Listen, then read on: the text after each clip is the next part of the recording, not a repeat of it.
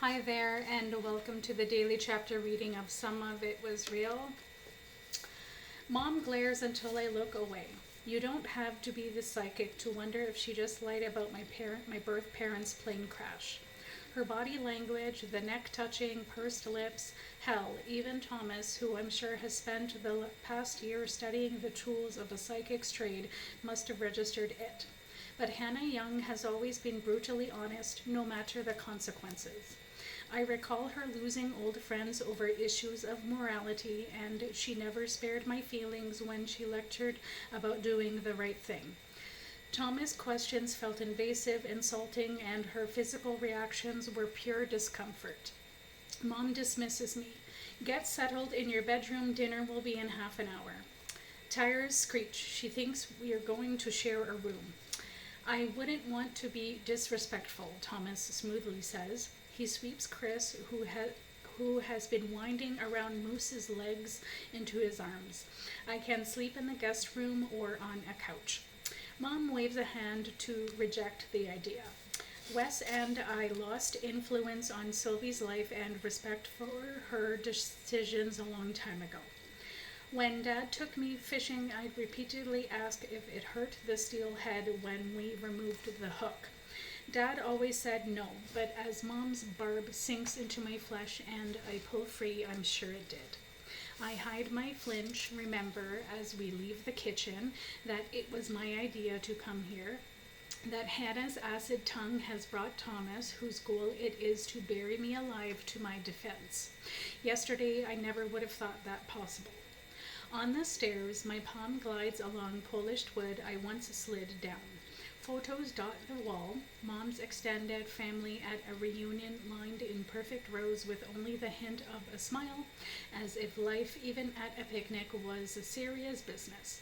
Dad's folks posed in front of their trees, both wearing young orchard baseball hats, Grandpop Dick with a thumbs up sign, while Grandmom Kate stared into his face like he hung the stars.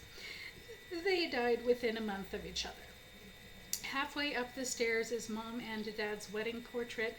They're both so young, faces unlined. Dad in a dark blue suit, green eyes full of sparks. Mom wore her grandmother's satin wedding dress, high-necked, exquisitely bead. She looked like a rare, delicate flower. As a kid, I dreamt about wearing her dress for my own wedding. I wanted to be and look like her, but when I hit 5'8" in 7th grade, that dream went up in smoke. The other one, the desire to have something in common, took longer to die. At the top, the first door on the right is a sewing room, bolts of fabric stacked neatly in one corner. Dad's study is across the hall, wood panels and tomes on agriculture, horticulture, and viniculture, along with novels of Hemingway, Dickens, Austen, Woolf, Fitzgerald, and Tolstoy.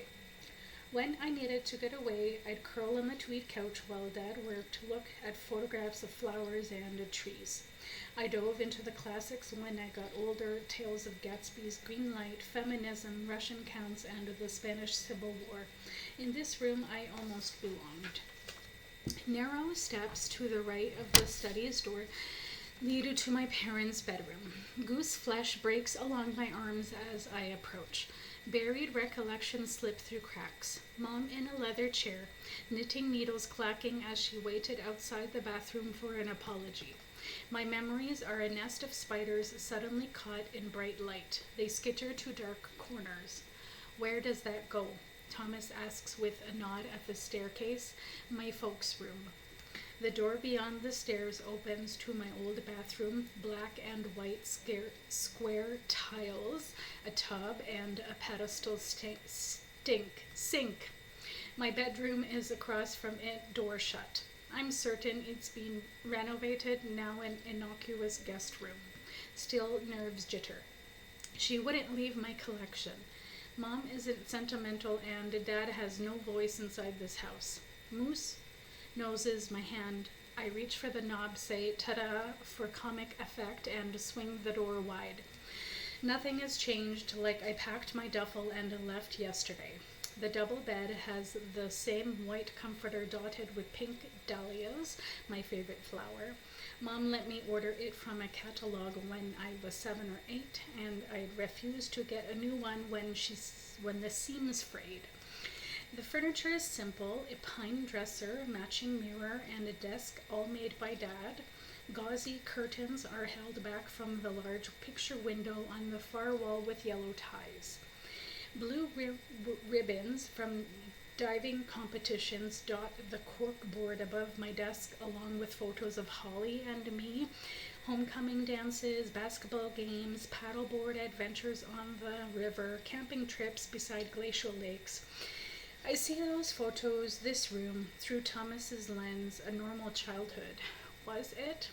Maybe on the outside, but something ugly lays beneath the surface, gnaws at the edge of my consciousness like a rat. Or maybe that's just my excuse for leaving this place, deserting them. Only one item in this room is new: my high school diploma framed over the desk. Mom must have done that after I left. You look surprised, Thomas says. I assumed she'd redecorate. Maybe she hoped you'd come back. Is that lie number 4 or 5? Thomas' smile is lopsided. For the first time, I notice that gold strands weave through his mop of hair. He chuckles. I thought my mom was strong-willed, but yours, she's a lot. I laugh. That birth parent comment, perfect timing. She deserved it. For a moment, my insides warm, and Thomas is my real boyfriend defending me. But he's just here for the show. Thomas nods at the far wall. Snow globes, huh? The wall to the right of my curved bed frame has a 6-foot wide bookcase that I made with Dad in his shop. It holds my collection of old-fashioned glass snow globes, a total of 138. Mom hated them, said they were tacky. So why'd she keep them? Thomas slowly walks the shelves, and my face burns like I'm standing here naked. He picks up one with a farmhouse perched on the edge of a snowy ravine about to plunge into oblivion, gives it a shake, snowflake swirl. I collected those. Really? Thomas jokes. He moves along the row, pausing by the globe with an old man in a dark top coat and derby. Face furrowed, the picture of concentration, the man dangles 2 small marionettes, a boy and a girl. When the globe gets shaken, the marionettes dance in the globe, and the old guy grins. The globe to its right has a stooped fellow who trudges in the woods with a body rolled into the orange carpet balanced on his shoulder. Only the dead man's feet poke out. I found that one at an antique shop just over the river in Bingen, Washington, I say.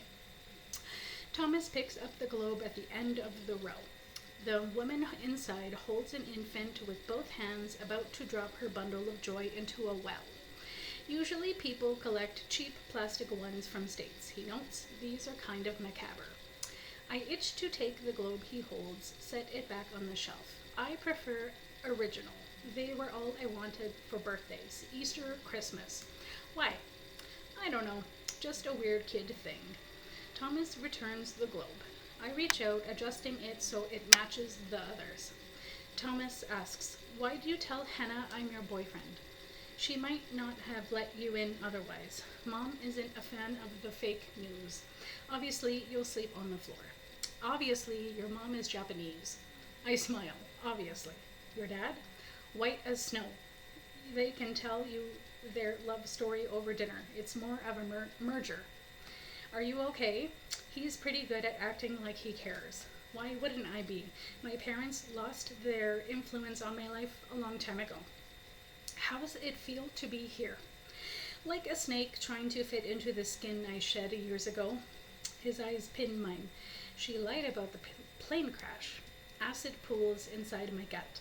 When was the last time I took an antacid? She has no reason to lie. Thomas asks, if she did, do you want to know why? The color of Thomas' eyes reminds me of the hungry wave, castle, and mysterious treasure. Sylvie, do you want to know? Thomas presses. I tell the truth. I'm not sure.